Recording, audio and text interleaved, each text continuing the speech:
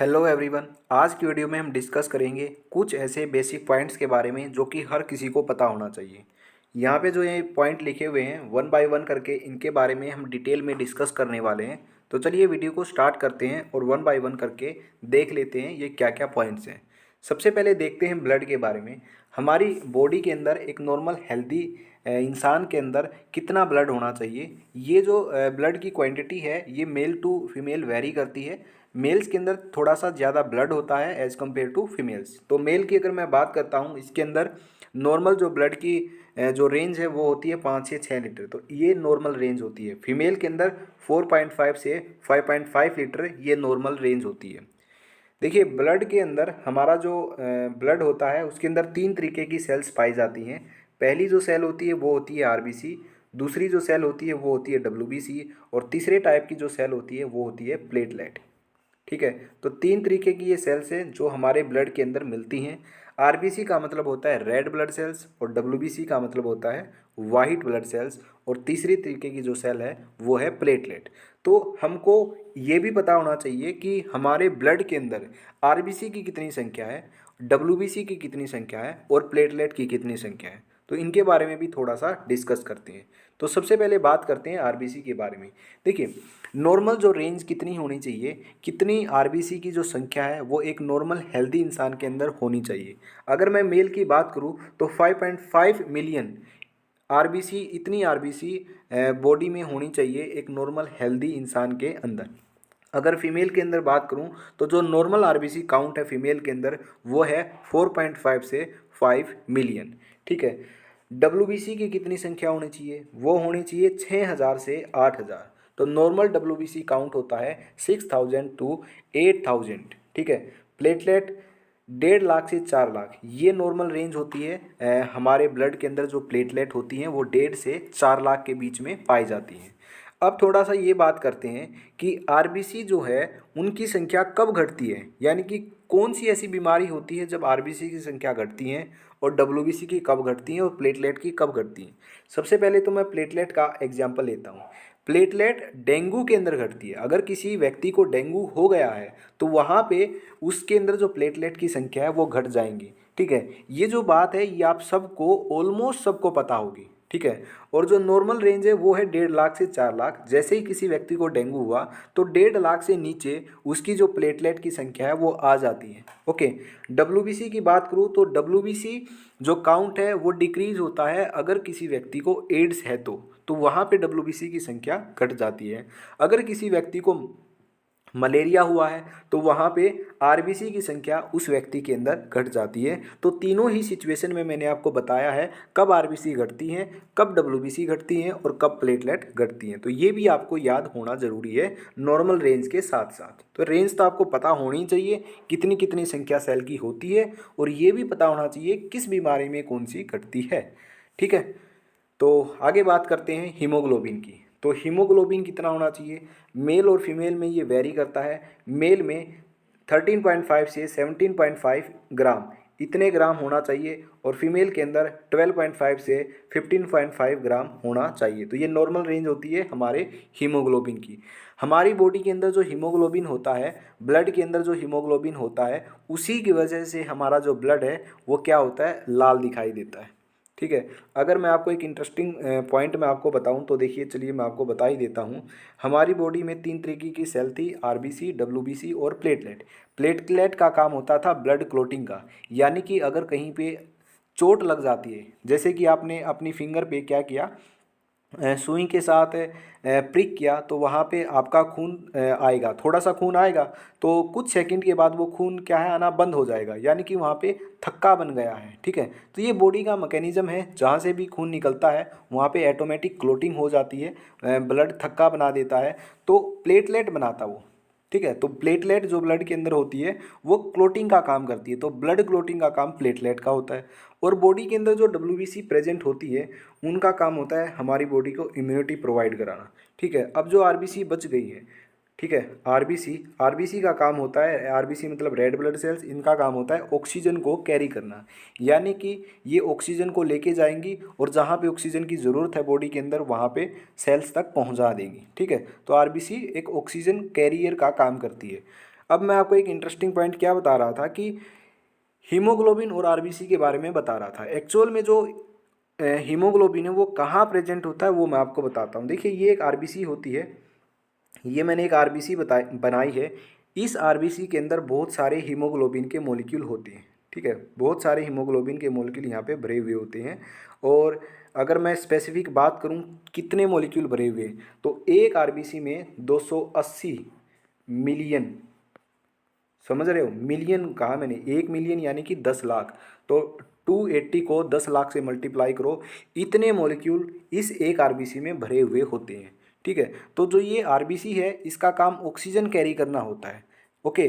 और आरबीसी के अंदर जो हीमोग्लोबिन होते हैं ना, उनकी वजह से जो ब्लड है वो रेड दिखाई देता है, ठीक है। आपको पता चल गया होगा क्यों दिखाई देता है, क्योंकि 280 मिलियन एक आरबीसी के अंदर भरे हुए, सोच सकते हो आप, इमेजिन करो, जस्ट इमेजिन, केवल एक आरबीसी बोला है मैंने, एक आरबीसी में इतने मॉलिक्यूल आरबीसी के सॉरी हीमोग्लोबिन के एक आरबीसी में होते हैं, ठीक है।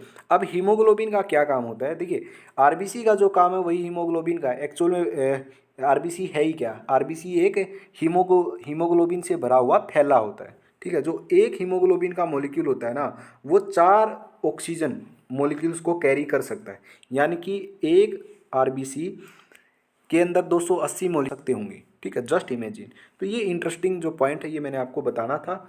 तो आगे बात करते हैं ब्लड प्रेशर की, कितना ब्लड प्रेशर होना चाहिए।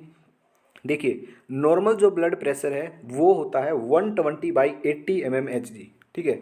अगर मैं एडल्ट की बात करता हूँ तो ये नॉर्मल ब्लड प्रेशर जो माना जाता है 120/80 mmHg माना जाता है। अगर न्यूली बोर्न बेबी की बात करूँ तो उसके अंदर जो नॉर्मल बीपी होता है वो होता है 90/50 mmHg।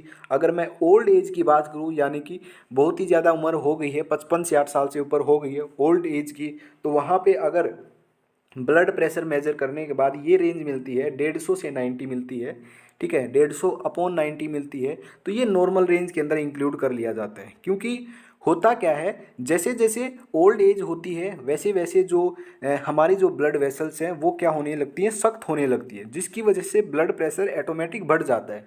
तो ओल्ड एज होने के साथ साथ जो ब्लड प्रेशर है वो 150/90 तक पहुंच जाता है, उस कंडीशन में भी ये नॉर्मल माना जाता है, ठीक है। तो ब्लड प्रेशर एज पे भी मैटर करता है, ओके। अगर यही रेंज 150 से 90 किसी एडल्ट के अंदर आती है तो वहाँ पे उसको हाइपरटेंशन है, ठीक है। तो वहाँ पे उसको अपना लाइफस्टाइल चेंज करने की ज़रूरत है, एक्सरसाइज करने की ज़रूरत है, ठीक है।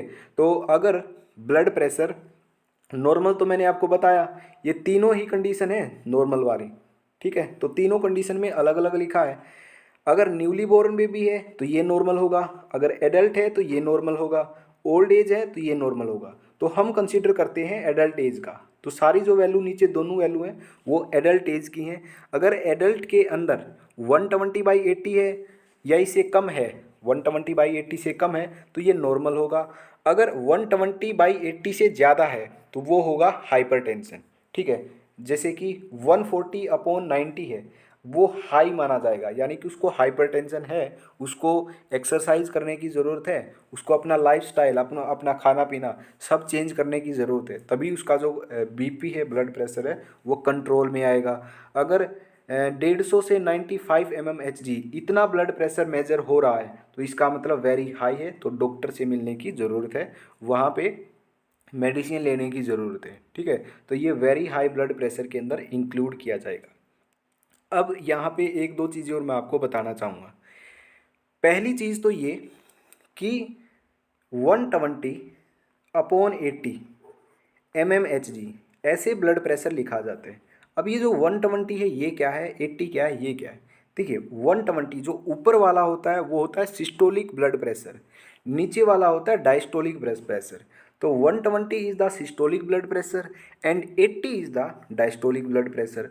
अब बात यह आती है कि सिस्टोलिक ब्लड प्रेशर क्या है और डायस्टोलिक क्या है, क्यों इनको अलग अलग बोला गया है।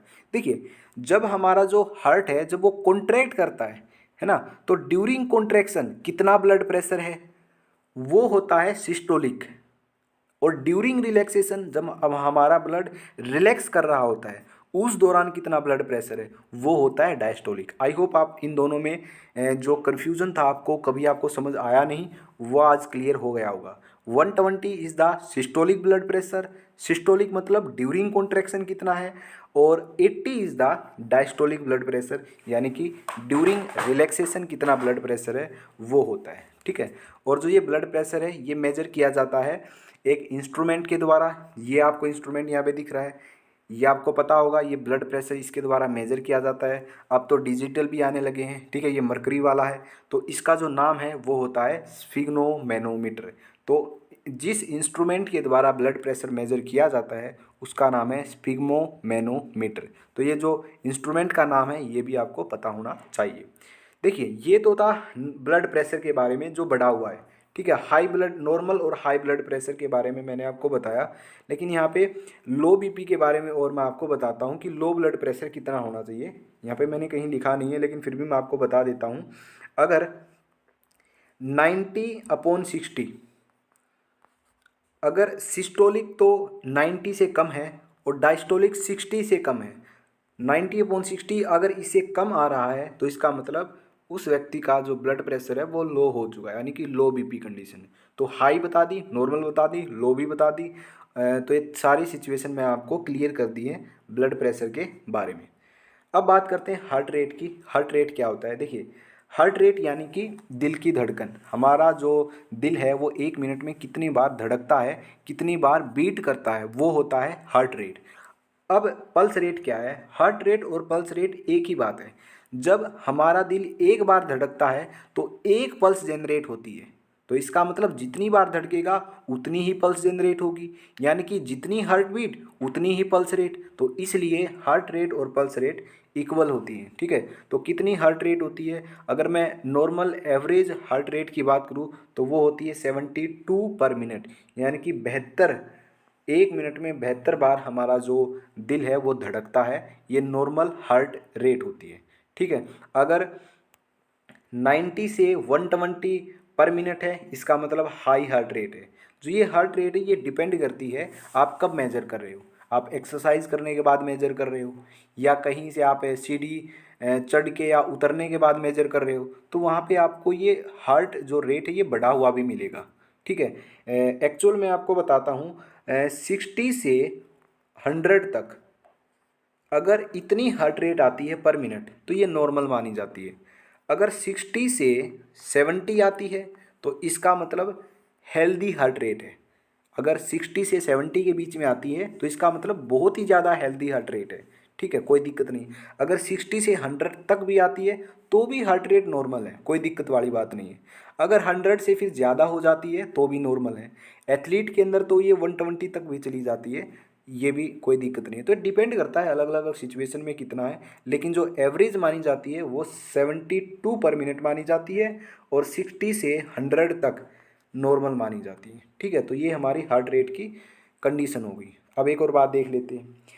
जब भी एक बच्चा पैदा होता है, मतलब जो न्यूली बोर्न बेबी होता है, उसकी जो हार्ट रेट है वो ज़्यादा होती है, वो होती है 140/मिनट।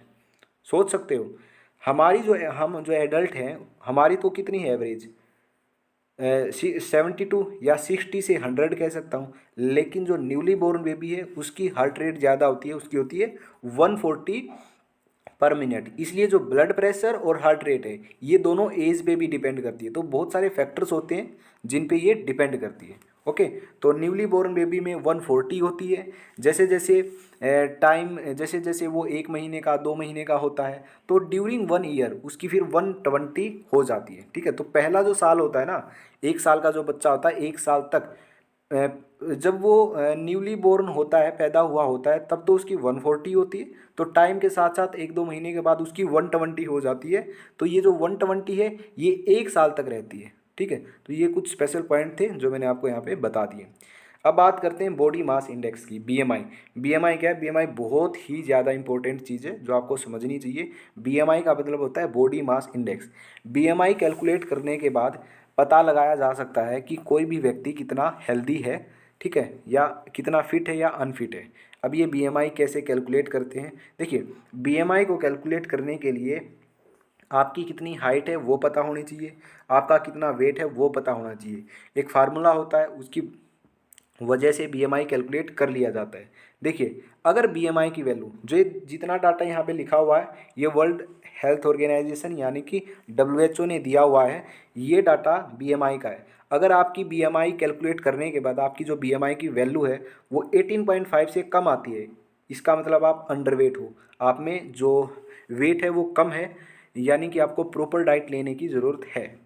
अगर आपकी जो बीएमआई की रेंज है, वैल्यू है, वो 18.5 से 24.9 इसके बीच में आती है, यानी कि आपका जो वेट है वो नॉर्मल है, आप नॉर्मल वेट कैटेगरी के अंदर लाई करते हो। अगर वही वैल्यू बीएमआई की आपकी 25 से 29.9 आती है, इसका मतलब आप ओवर वेट हो। अगर 30 से ज़्यादा, इसका मतलब आप ओबेस हो, यानी कि आपको मोटापा हो चुके हो, आप बहुत ज़्यादा मोटे हो चुके हैं, मतलब मोटापा बढ़ स्टार्ट हो गया आपका। 30 से अगर ज़्यादा है तो ओबेस के अंदर भी टाइप आती हैं, स्टेज 1, स्टेज 2, स्टेज 3, तो वहाँ भी आती है। इसका मैंने एक अलग से वीडियो बनाया है बीएमआई का, कि बीएमआई होता क्या है, पूरा एक्सप्लेन किया है। बीएमआई को कैसे कैलकुलेट करना है वो भी मैंने एक्सप्लेन किया है, ठीक है। तो उसका जो लिंक है वो डिस्क्रिप्शन में आपको मिल जाएगा, तो वहाँ पे आप क्लिक करके पूरी वीडियो देख सकते हो। ऑलरेडी मैंने वो अपलोड कर दी है, ओके। तो हाइट और वेट ही आपका चाहिए होगा वहाँ पे आपको कैलकुलेट करने के लिए। जैसे आपकी बीएमआई की वैल्यू आ जाएगी तो इन वैल्यूज़ के अंदर आप देख लो कहाँ पे आप लाई कर रहे हो। अगर आपकी वैल्यू इसके बीच में है तो आपका नॉर्मल वेट है, अगर इससे कम है तो आपका अंडर वेट है, इसके बीच में तो ओवर वेट है, अगर 30 से ज़्यादा है ओबेस है, ठीक है। यानी कि फिर आपको आपका डाइट चेंज करने की ज़रूरत है। आगे क्या है, आगे बात करते हैं रेस्पायरेशन रेट की। रेस्पायरेशन रेट कितना होना चाहिए, यानी कि 1 मिनट में कितनी बार हम सांस लेते हैं। तो नॉर्मल जो रेस्पायरेशन रेट है किसी भी एडल्ट का, अगर उसकी बात करूँ तो वो होता है 12 से 16 ब्रीद पर मिनट। 1 मिनट में हम 12 से 16 बार सांस लेते हैं, तो ये नॉर्मल एक हेल्दी पर्सन का रेस्पायरेशन रेट होता है, ठीक है।